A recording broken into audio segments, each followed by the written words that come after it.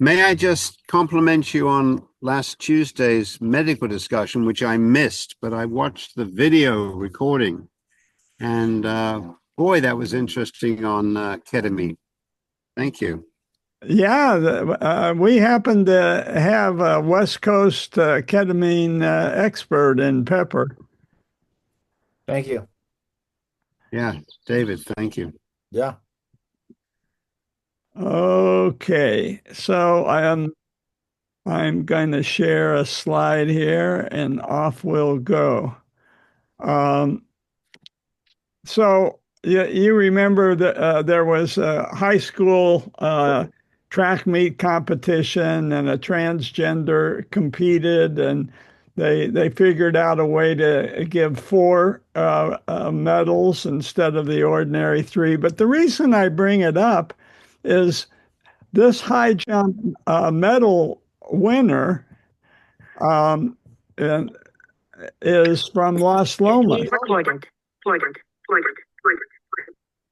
Somebody needs. I'm getting echoes here. Maybe my thing. I'll just trying to come back in. I'll get out again.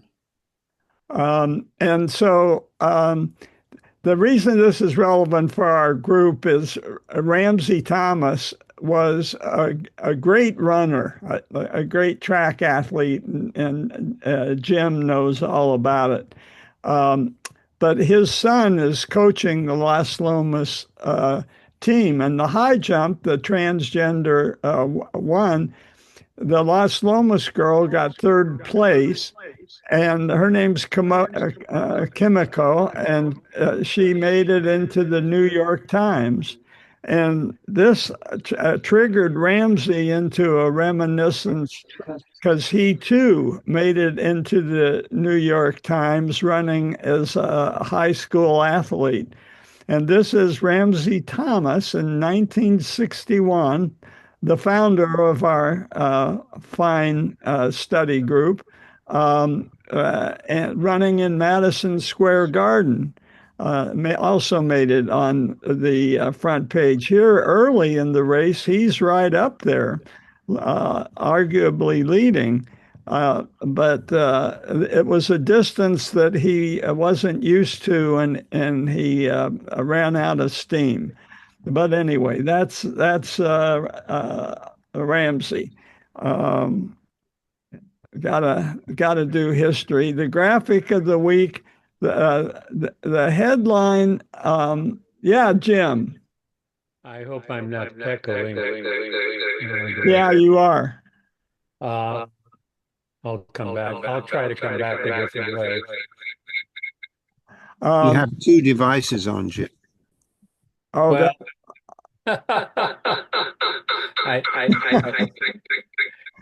okay.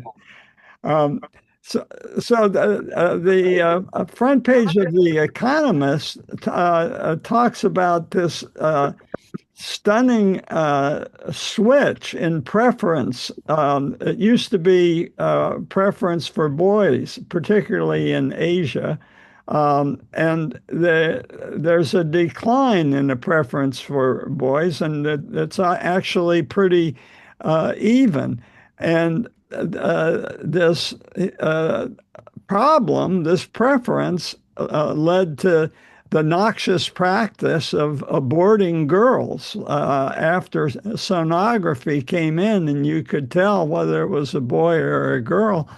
That led to a gendercide in Asia, especially in the 80s.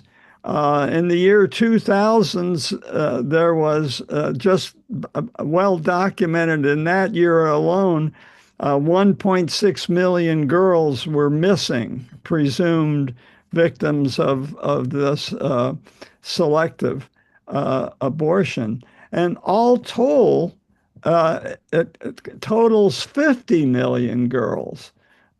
So that's pretty amazing. But now there's an actual preference. I'm happy to report. but this is the graphic that outlines it, shows the deficit, the missing girls, and you see India is the largest offender, China second, but it's just there's the sudden drop off and the recognition that girls can function better. And then, well, there's still a deficit, but it's closing and it's almost gone.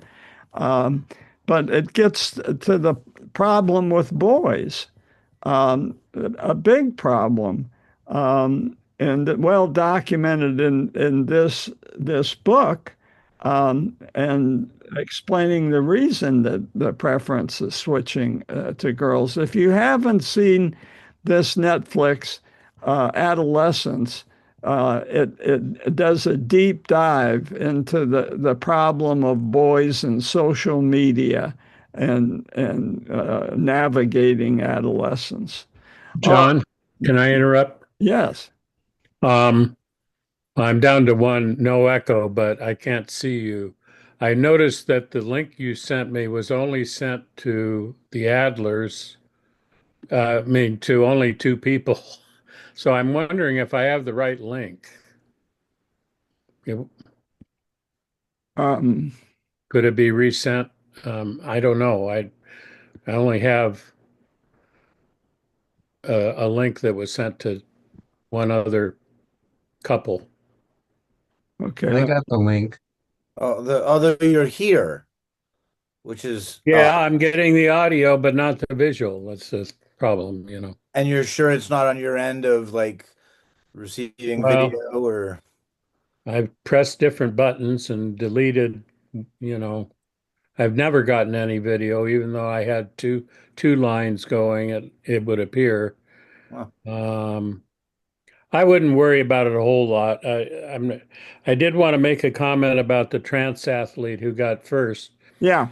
Since I'm into track and field and have a lot of track and field friends, I sent a commentary about it saying, you know, adults ruin things, you know, because they were over the allegation was, you know, come on, let a child be a child. I mean, I was a 16-year-old who apparently they had planned staging this fire extinguisher on her shoes after she won, you know, and they disqualified her and didn't allow her to run in the 200 meters after winning the 400 meters. So there's this debate as to whether she should have been disqualified. I don't know that she ended up with the medal. I, I hope we're talking about the same event Yeah, because it's a separate event. She was a young African American sprinter, and the allegation is that she wouldn't have been disqualified if she had been white. But yeah, I don't know, Jim. I'm going to move on. okay. Okay. So the geopolitics map of the week is this um, uh, oil pipeline that goes through Myanmar. And the Chinese have finessed that. Myanmar's in an uproar. The government, all the guerrillas fighting against the government. Nevertheless, this pipeline goes through unimpeded. Somehow they have the political skills to get through the pitfalls in Asia, which we couldn't do, and certainly Afghanistan.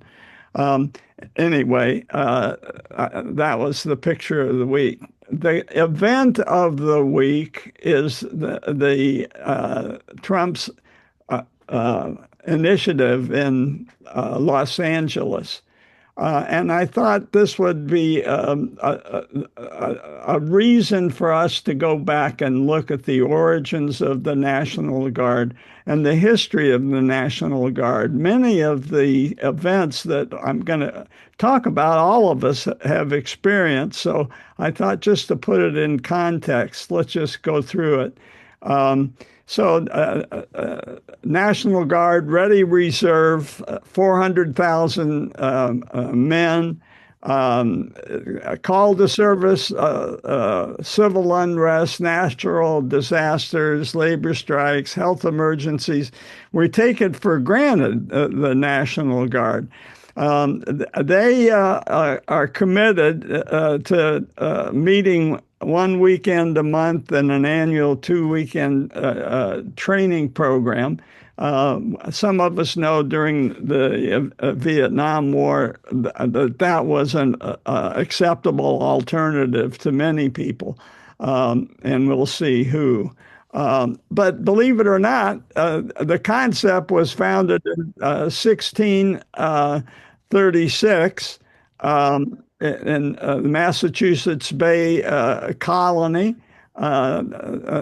Men ages 16 to 60 were required, and they served alongside British regulars initially in the colonial period. But of course, things evolved, and they wound up opposing the British military in the Revolution. Just a grand sweep. The National Guard served in both of the world wars, and have done a variety of service to community and reconstruction missions. But this is the Minutemen fighting at Lexington. We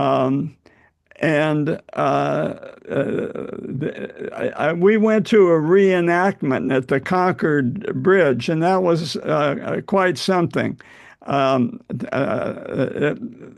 It takes place accurately at 7 in the morning, and it's in Boston and environments. It's cold in April. The concept of the National Guard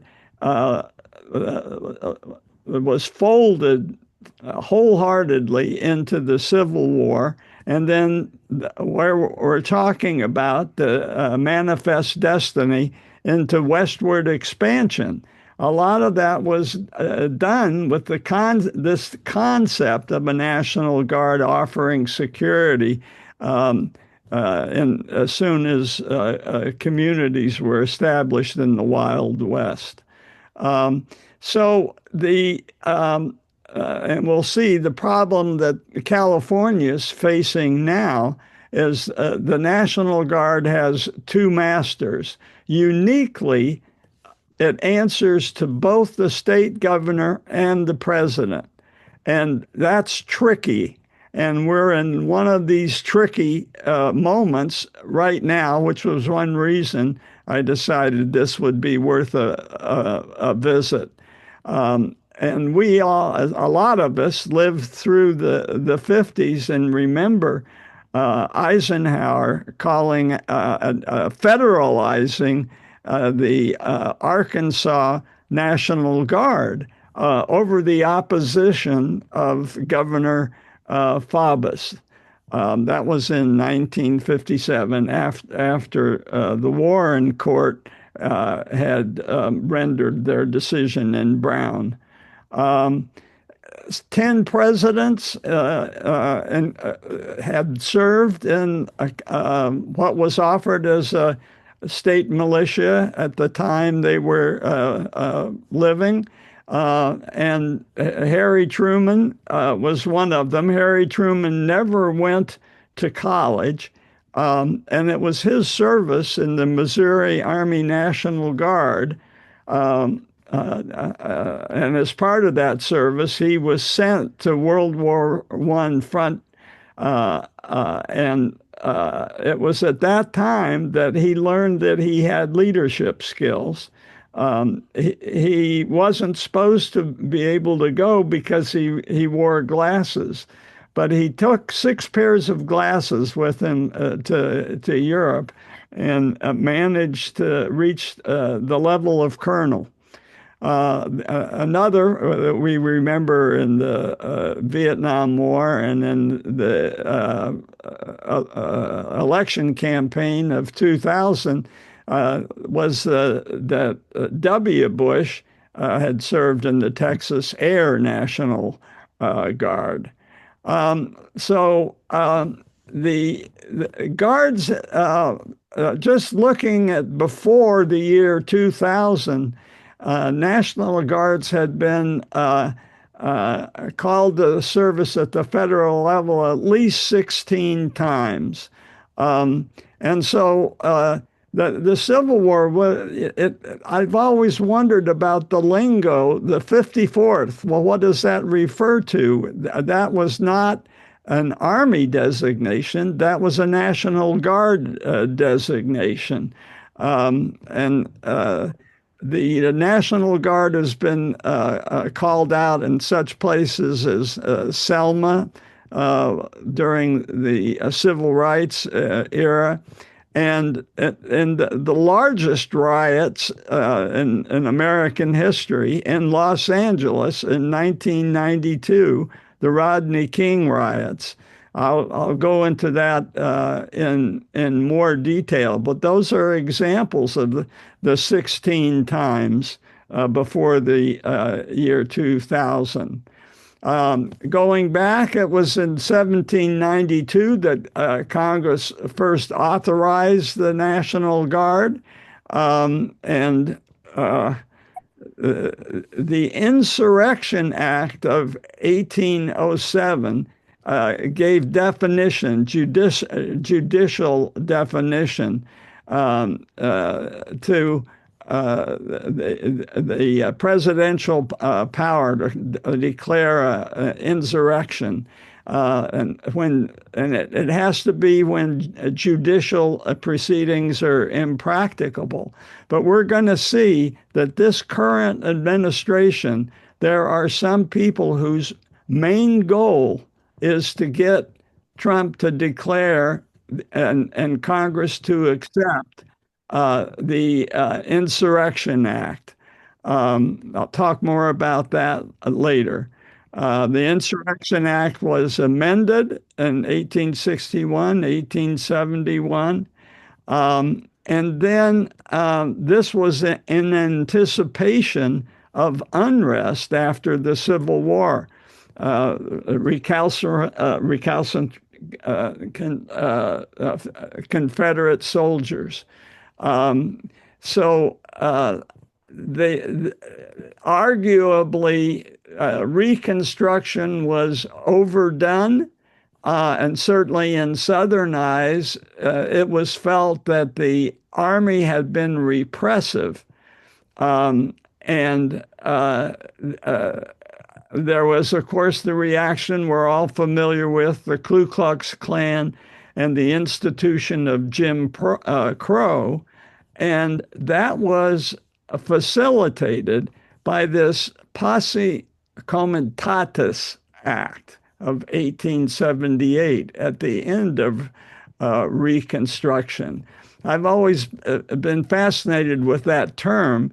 So posse, we all know from watching Westerns, and comitatus is the power of the county. So it's the practice of summoning able-bodied citizens to assist in law enforcement. The posses that the sheriff and the Old West would form to go after the bad guys.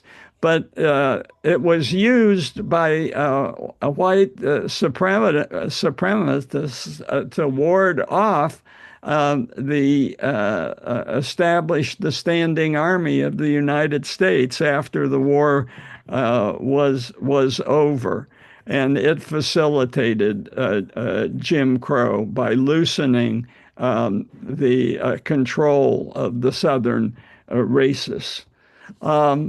So the relevance today, um, uh, there's a little switch here. So given those ignominious origins, how can the posse comitatus help us today? And if we think about it, going back to colonial times, and the British Army was abusing its power against American colonialists, it was this concept of a standing army cannot involve itself in the carrying out the day-to-day law. And so that power of maintaining order is a division of power between Congress and the president. And the military cannot act independently like they did during Reconstruction. And a lot of this is just back to our roots and why it's important to understand history. The Insurrection Act, though, allows exceptions to posse comitatus. So if Trump could declare an insurrection, then he could use the army to enforce the policies of his administration. And so to do that, to invoke the Insurrection Act, you've got to show that there's a genuine rebellion against federal authority. And this takes us to 1992, the LA riots after the beating of Rodney King. 6 days of riots, 2,000 National Guard soldiers, and 1,500 Marines. So Trump sending the Marines into LA is not new. It was deployed in 1992. So that's just a quick overview of the basic concepts. Now I want to go back and just do the chronology because the history is interesting. Shays' rebellion in Western Massachusetts, what was it over? It was over debt and taxes. You remember the colonials didn't want to pay the stamp tax. That's what led to the revolution. And so taxes in America have always been key. And this poor tax collector is being abused during Shays' rebellion. In 94 and 99, Washington and Adams called up state militias, one for the whiskey insurrection. So this is Washington's reviews of the troops. He did not go with them. Some people think he should have, but he blessed them, and that was enough to put down the whiskey rebellion, which was over paying taxes for whiskey. And then there's this Freeze rebellion. The Pennsylvania Dutch, German immigrants did not want to pay a house tax. So it's kind of like our property tax in California. Plus, Adams was cooking up a war with France, and they weren't part of that, and they rebelled. And they were tried, and 3 of the leaders were supposed to be hung in front of this tavern where they plotted it, but Adams pardoned them. So 3 rebellions over taxes. And then the greatest test of the concept of a National Guard was the Civil War, as I said earlier, and 75,000 men were called up from National Guards right away to supplement a standing army. And so this is one of those regiments, National Guard regiment. Each area of the country had one, and this is one of the first that were organized and reached Washington just as the Civil War was breaking out. Then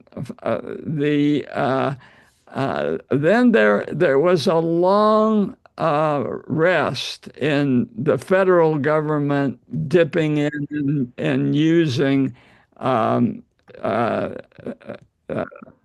using local National Guardsmen. So 90 years, not much happened. Still, that power was sitting there, and the politicians realized they would have to consolidate the institution, and so they started passing some reform. 1903, more federal support, more control, more rules, more substance to the organization.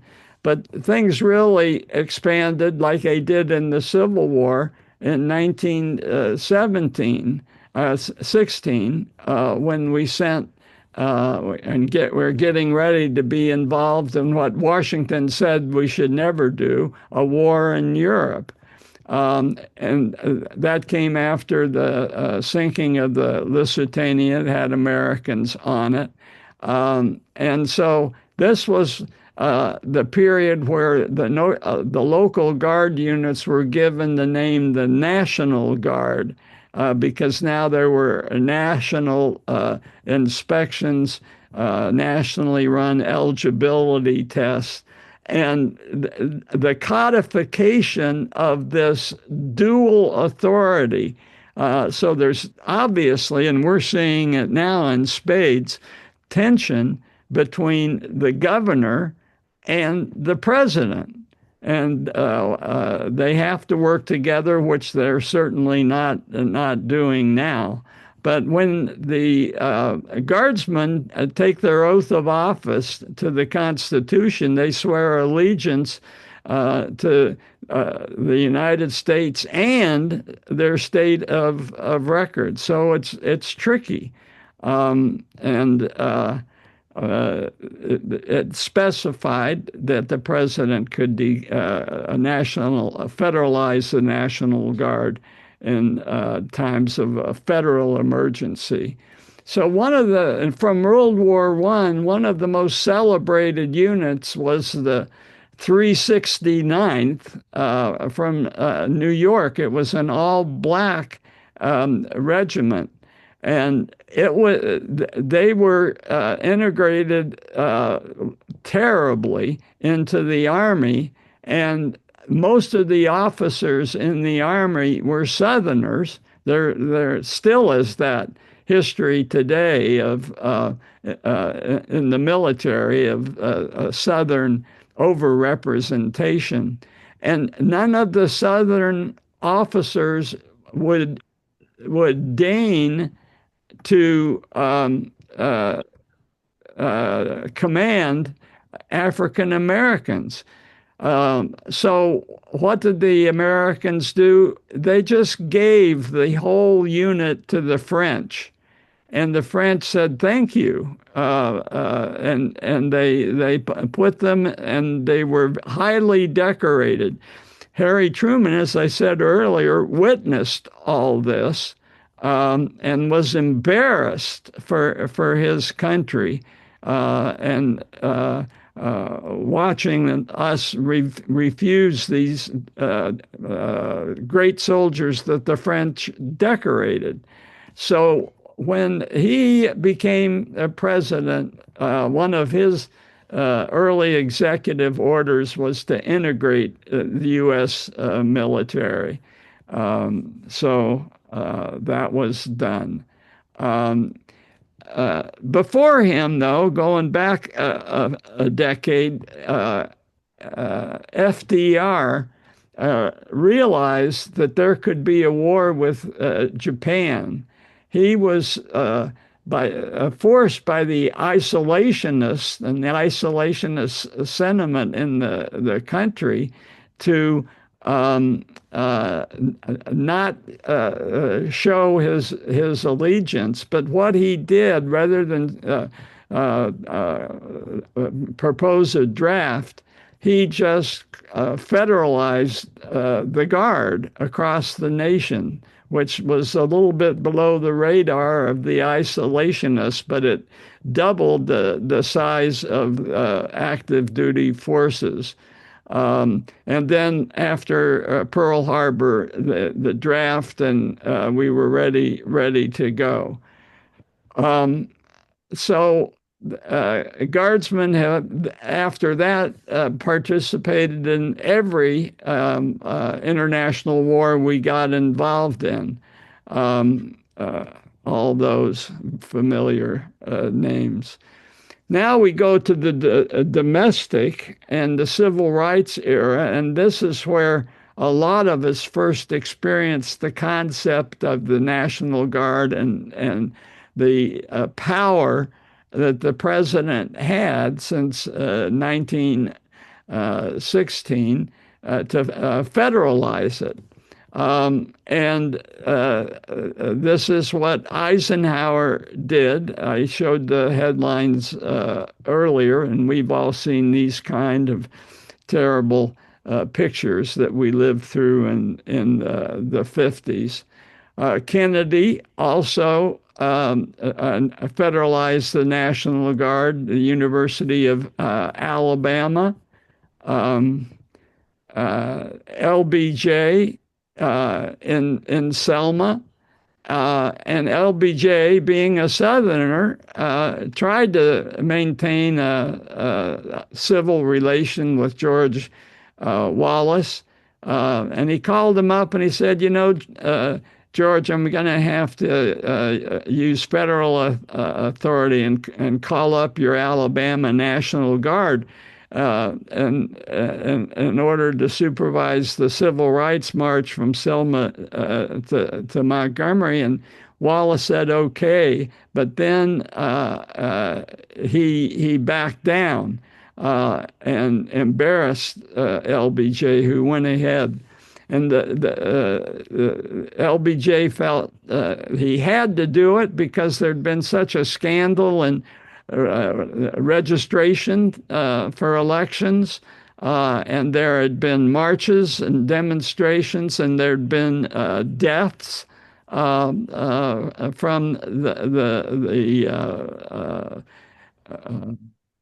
fight that African Americans were making, especially in and around Montgomery, the site of the bus boycott. And then it all came to a head on the Edmund Pettus Bridge, which we all remember living through. And so Johnson was furious, and he Wallace did a real flip.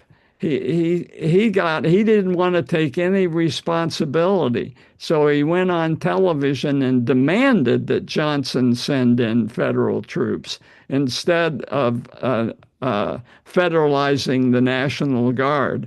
And Johnson sent his attorney general down there to confront Wallace, and the National Guard in Alabama was federalized, and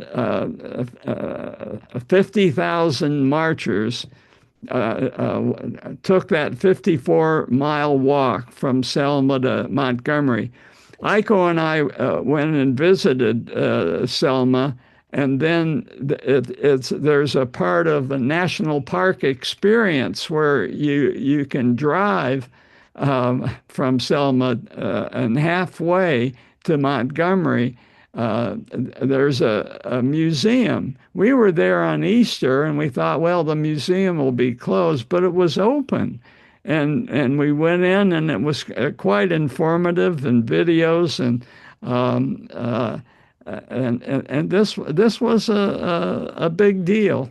And so these marchers were protected by both the federal troops that Johnson sent in and the state troops that he federalized. And of course, many of these were staunch segregationists themselves.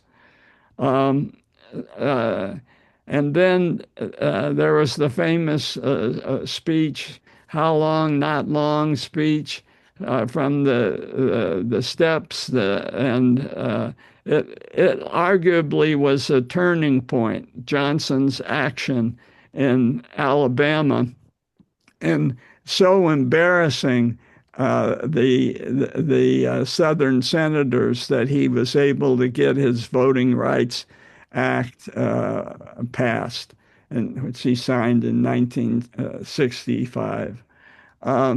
1967, the Detroit riot of 1967, up to that moment of time, was the worst riot in American history. 43 deaths, 1,189 injured, 400 buildings destroyed. And it started off innocently enough with an after-hours bar known as the Blind Pig, and the police decided to raid it. It stood as the worst riot until 1992, the Rodney King riots. That's what I talked about earlier, and we'll talk about again. Before that, the worst riots had been in 1863 in New York City, the Civil War draft riots. And the guard was called out again for natural disasters.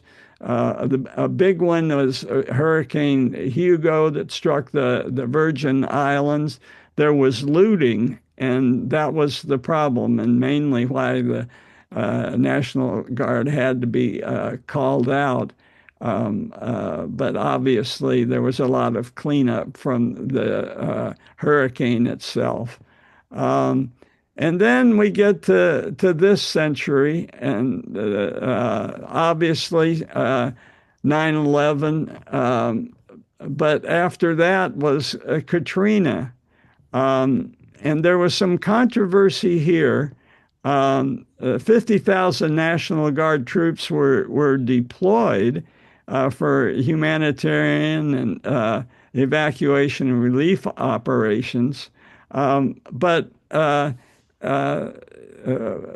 W. Bush wanted to nationalize the Louisiana National Guard, federalize it. And the governor at the time, Kathleen Blanco, said no. And Bush said, "This is crazy. You need it." But he decided to cool it down by not insisting. He did, though, send 7,000 troops that without any law enforcement powers, which he thought was better than nothing at all. So it wasn't hard to cause a controversy. But after that was over, there was this confusion. Bush approached John Warner and said, "Hey, we can't go through this again. Let's amend the Insurrection Act to permit more easily federal military intervention without state consent." And that made the governors around the country so nervous that just months after it was enacted, all 50 state governors came out against it, forcing it to be repealed. So this Insurrection Act has been a touchy thing all along. The pandemic, guards were National Guards were members were active, deployed throughout that.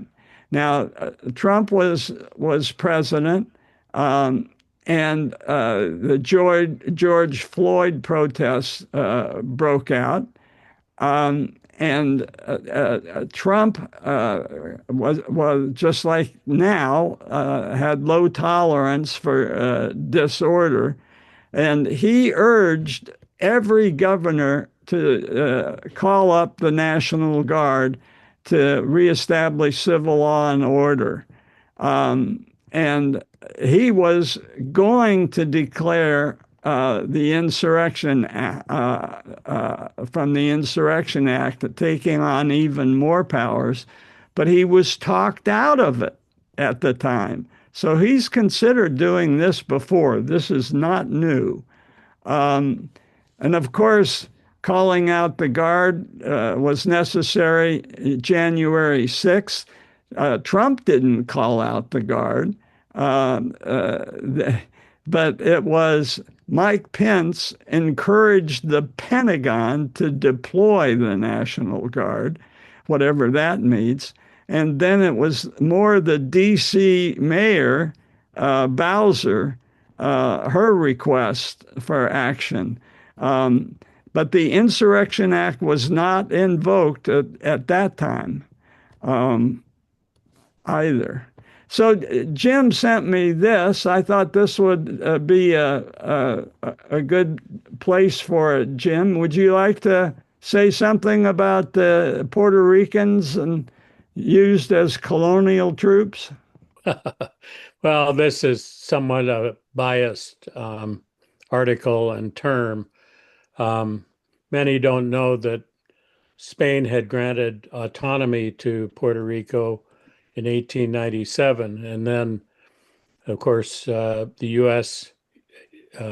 Invaded Puerto Rico in 1898 and assumed control, and then granted unilaterally citizenship in 1917 to Puerto Ricans.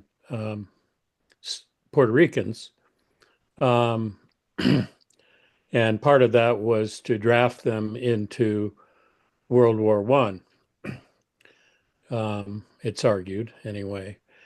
So ultimately, the status of Puerto Rico has evolved, and at some point, probably way back, the National Guard of Puerto Rico was established, and there was a lot of draft resistance. My aunt was involved in that struggle because, of course, while they're citizens, they can't elect the president. They can't vote for president. So, how can you draft them into the army and so forth? And this was before there was a Commonwealth of Puerto Rico. Governors had been appointed by the president or the Congress and approved by the Congress or so forth. So to this day, the National Guard of Puerto Rico has been argued to be a colonial imposition by United States. Now, of course, people for statehood argue differently. And this was just an article pointing out that the National Guard had been used to secure the inauguration of Biden because there was concern, if you recall, that there would be violence at that event. That's more than you probably wanted to know, but Well, having so recently on January 6th, seeing violence, people were a little tetchy. Okay, well, thank you. This article also says, I might say as an aside, that the leaders of these National Guard forces gave instructions in Spanish, and Uh-huh. and they were part of their mission was to combat the Proud Boys. Uh-huh. Uh-huh. Okay. Thank you, Jim. Uh, Trump's early days of this term, now we're in this term, he has started working on this idea of Insurrection Act early. So January 20th, I think, is the first day, and he instructed the Secretary of Homeland Security and Defense, the Secretary of Defense, to submit a joint report on any recommendations they might have for additional actions that might be necessary to control the southern border. And Los Angeles is awfully close to the southern border, or close enough for him, right?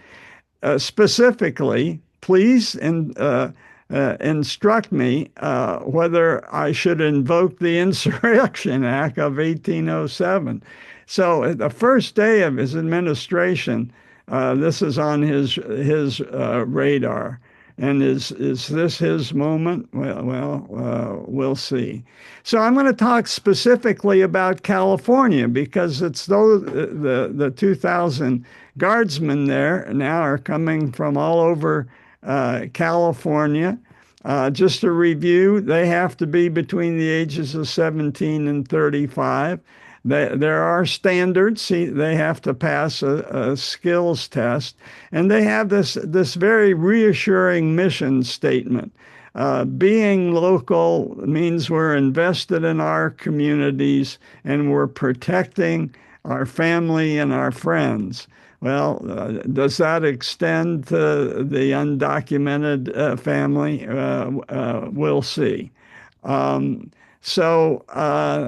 They draw from a pool of 24,000. That's the largest National Guard in the United States. And they have been sent overseas, and some of them have died in Iraq and Afghanistan. So these aren't just weekend soldiers. There are many armories sprinkled. This didn't come out well.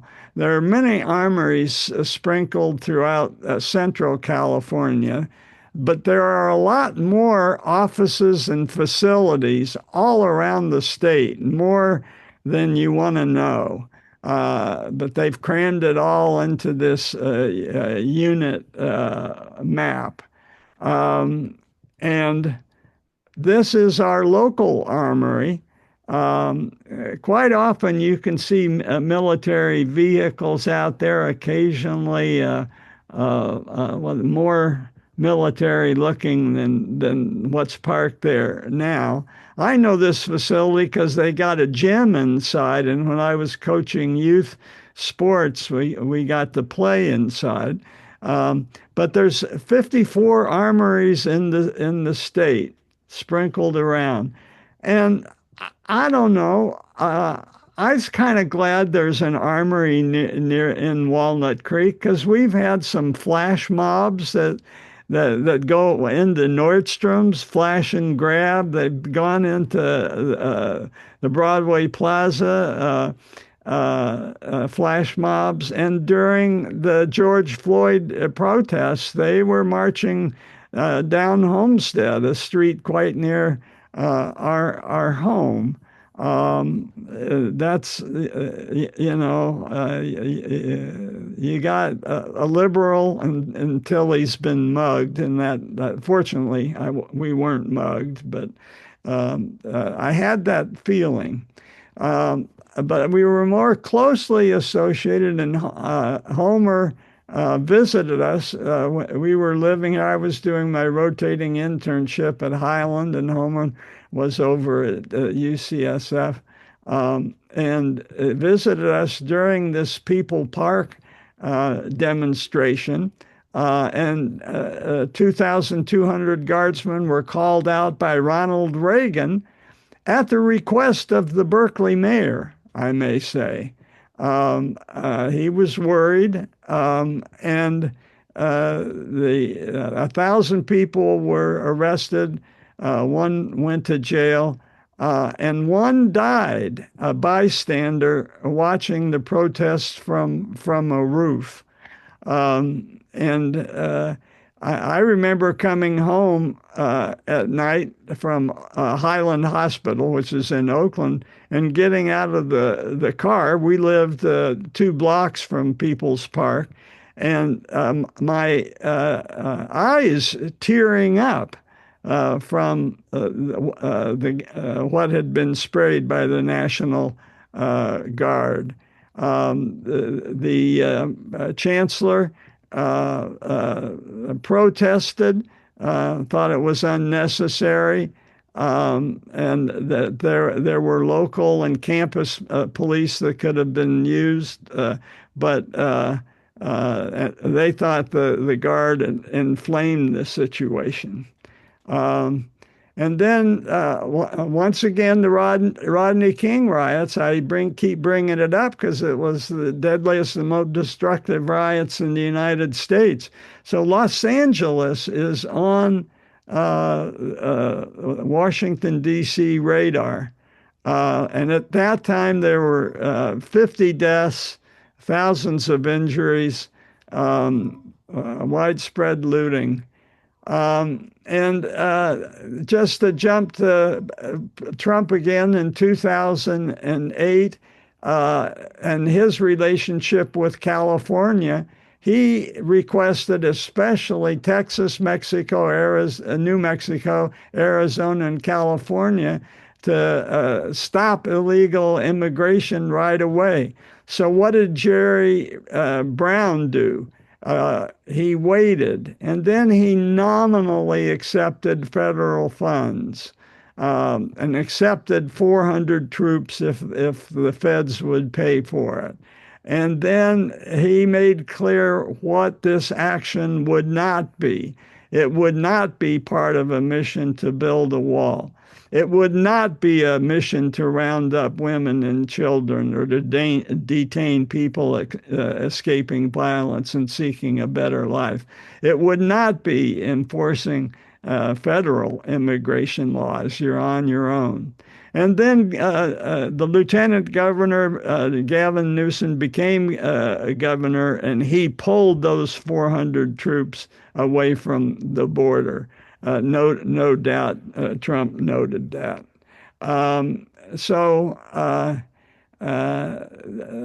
Newsom said that we had 4,500 National Guard men and women that were available. It's a bottoms-up process, not a top-down.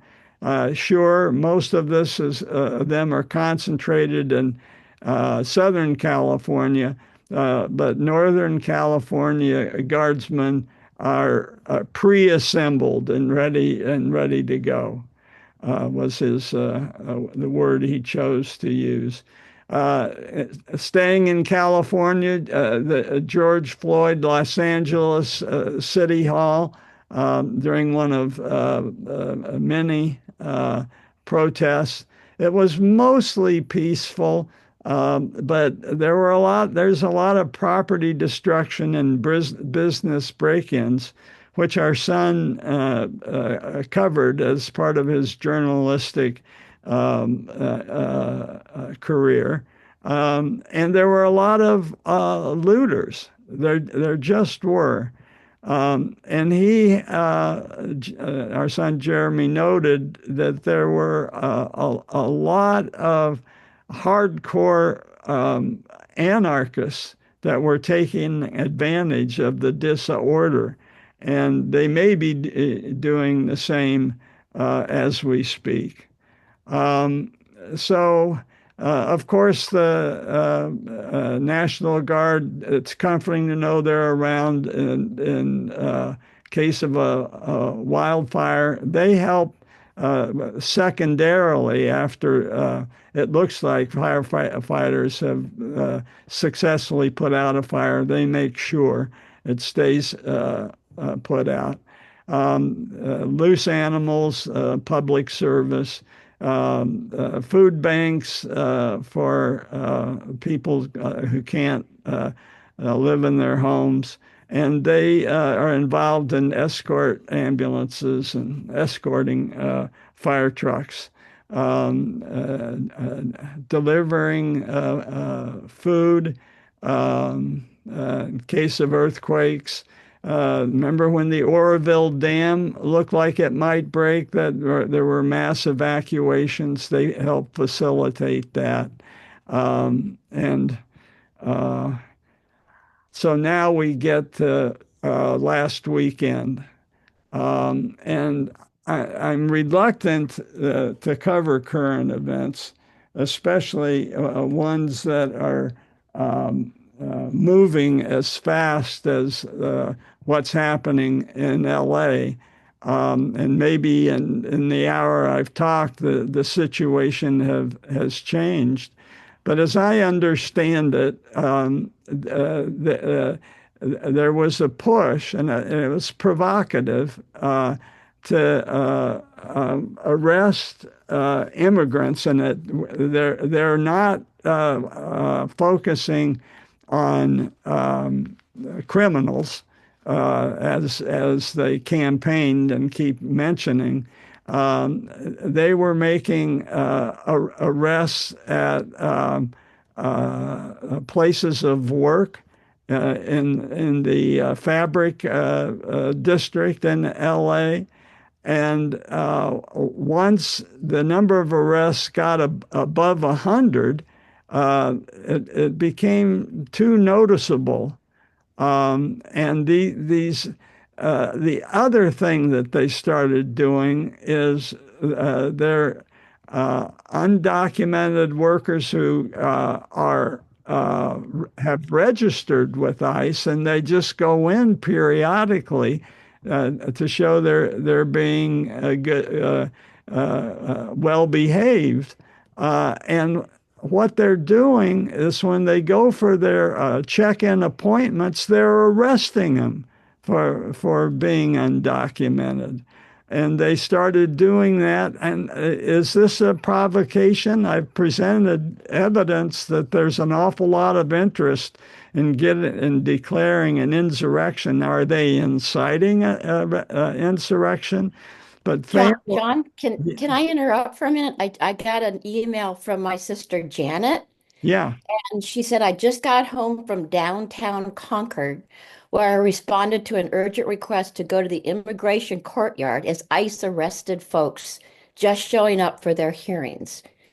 She said it was so sad to see children there with the chanting folks, riot gear, black SUVs escorting handcuffed people away while folks were surrounding the cars and yelling profanities. That's happening right now. Oh. I know. I just wanted to throw that in. That is happening right now in Concord. Jeez. Oh. There's an immigration Anyway. center in Concord? I didn't know that. Yes. Yeah. Yeah. I got the request to the call to come down. You could get on an email list if they kind of watch, and if something happens, they call people in, which they did. And Janet went down there, and she said it's pretty sad. Oh, man. Oh, Johnny? yeah. Yeah, some people know, but I'm with 10 people and we've adopted an Afghani who was with the American embassy in Afghanistan, helping the Americans. And right now he's got a visa, but I mean a green card. But the thing is, I said to my group leader, if he has to go into ICE, all 10 of us should go with him and accompany him. We may get arrested, but I mean, we just need to protect him. They're trying to make people be illegal by not going in because they're afraid to go in. People are going to be afraid to go in, and then I think it's going to get ugly. Yeah, I'm not surprised. Yeah, Michael. Well, what I'm wondering about, looking forward, this Saturday, I think it's the 14th, is supposed to be this big nationwide march against no kings, uh, which is being held all over the United States. And I'm wondering if the Guard is going to be on high alert, if not stationed on the route that people are planning to walk. Uh, it- this is a big event coming up this Saturday, which coincides, of course, with Trump's birthday and his famed military parade in Washington, D.C. Um, but if anybody's interested, the march in Walnut Creek starts at Broadway Plaza. I think they said it was at 10:30 or 10. Anyway, uh, and I suspect the National Guard's going to be around, if Yeah, not right there. yeah. There's going to be one in Benicia too, I know. Yeah, Bruce. Well, we're going as well, and I think I heard that it was 11:30 to 1, but Oh, well, I signed up for it because they want, of course they want your email, but I there's so many different groups. There's Indivisible and other groups that are all sort of working on this thing. My comment is, to what end? I mean, okay, so you have a march all over the United States. It isn't going to change what Trump is doing. I mean, basically, they're hell bent on trying to round up immigrants, Yeah. undocumented people. And by the way, to the thing that Iko talked about, they had sent out the Homeland Security thing, sent out a thing that Afghanistan was now safe for the refugees to return to. Yeah. And I sent Iko the stuff on that. They're now going to start sending Afghan.